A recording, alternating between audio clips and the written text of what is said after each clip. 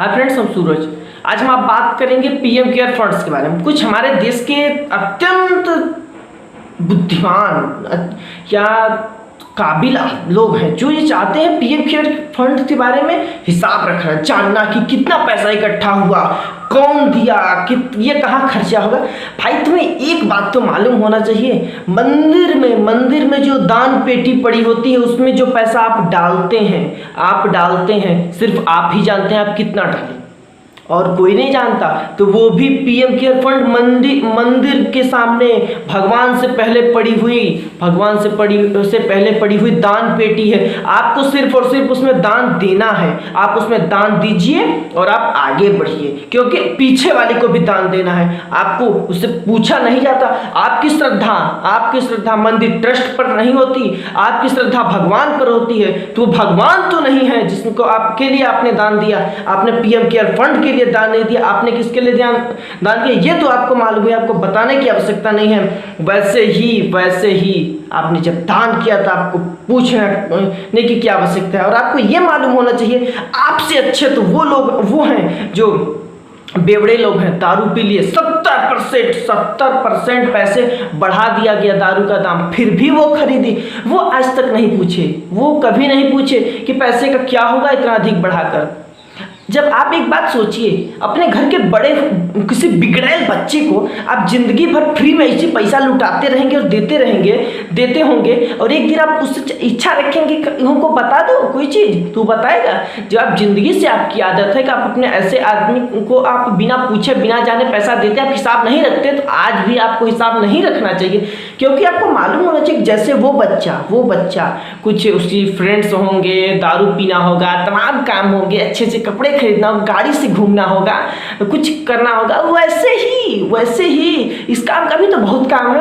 हमारे जो बहुत ही अच्छे नेता लोग हैं, ये जब चुनाव के समय जाते थे काफी अच्छी खासी पैसा ही मांगते हैं। 2-2 करोड़ की औकात और 2-5 करोड़ मांगते हैं। इन्हें देने के लिए आएगा कहाँ से पैसा?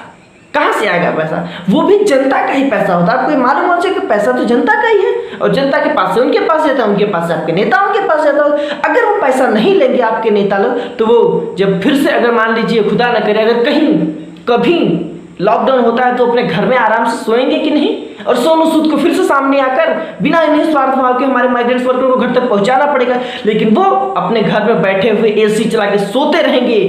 फिर जब पैसा ही उन्हें लेना है तो हम देना ही हमको, हमें कुछ नहीं, हमें हिसाब लेने का कोई अधिकार नहीं। हम क्यों पूछें जब उन्हें पैसा लेने के बाद अपने घर में आके बैठना है। चुनाव जीतने के बाद हम वोट देते हैं उनको, इतना बड़ा वो काम करते हैं, वो हमारे वोट को संभालते हैं। वो हमारे माइग्रेंट्स वर्कर को कुछ नहीं कर सकते, क्योंकि अगर वो करते तो हमारा भारत देश या हमारे माइग्रेंट्स तो आत्मनिर्भर कैसे होते? वो अगर आत्मनिर्भर होते ना तो सोनू सूद जैसे लोग सामने कैसे आते? और सोनू सूद जैसे लोग सामने बनाते तो प्राइवेट लोगों को या प्राइवेट इंडस्ट्री आत्मनिर्भरता की ओर कैसे जाते? वो एक अच्छा काम करते हैं। और कोरोना के बाद अभी कोरोना काल कुछ कम तो कोरोना से विजय के बहुत बड़े बड़े पोस्टर चौराहों पर भी तो लगाने होंगे, न्यूज में भी तो दिखाने होंगे। और आपको एक बात मालूम होना चाहिए, आज के गोदी मीडिया जो है वो सरकार के पक्ष में ज़्यादा बात करती है, तो उन्हें भी तो कुछ देना ही होगा। समझिए लीजिए बीच की बात, कुछ तो देना लेना ही होगा। तो वो सब पैसा कहाँ से आएगा? और भी टिड्डी दल का हमला हो गया है तो उस पर भी कुछ फंड या कुछ कार्यक्रम अच्छा खासा कराना तो पड़ेगा ही, क्योंकि वो सब कहाँ से आएगा अगर कार्यक्रम नहीं होगा तो। और अभी एक बात और है, अभी डोनाल्ड ट्रंप थे, मान लीजिए वो इस बार आए तो थोड़ी बहुत दीवार बनवानी पड़ी।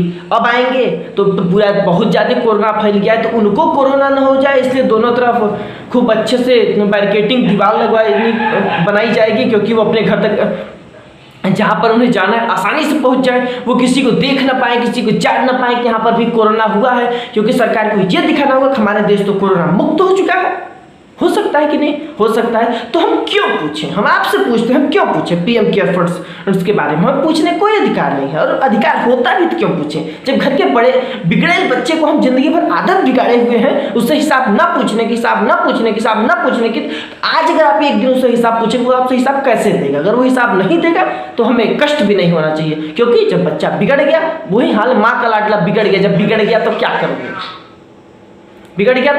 और ठीक है बिगड़ गया तो चलिए मज़ा लीजिए। और एक बात जान लीजिए, अगर आप किसी भीख मांगने वाले गरीब आदमी को दान देते हैं तो आज सामने न्यूज़ ऐसे भी आती है कि वो भीख मांगने वाले नहीं हैं, वो सिर्फ नौटंकी करते हैं, ऐसे करके भी दान लेने का प्रयास करते हैं। तो उस जगह पैसे का क्या यूज करते हैं? आपने कभी सोचा, कभी जाना, कभी उसको जानने का प्रयास किया?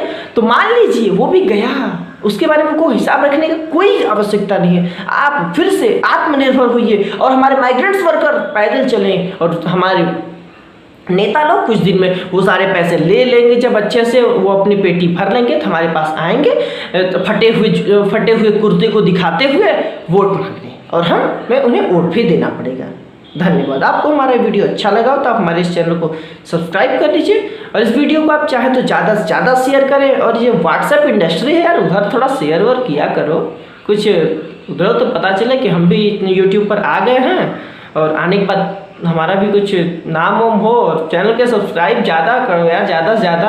तभी शर्म आती है किसी को बताने में कि यूट्यूब चैनल भी चालू किए हैं। बढ़ाओ थोड़ा, देखते हैं कहाँ तक, मदद करो यार थोड़ा। और ऐसे ही चलते रहे, और मांगने वाने की ज़रूरत नहीं है किसी से हिसाब हिसाब। जब एक बार हो गया सो हो गया, जो दे दिए सो भूल जाओ, सब भगवान के ऊपर छोड़ो। राम राम। चलते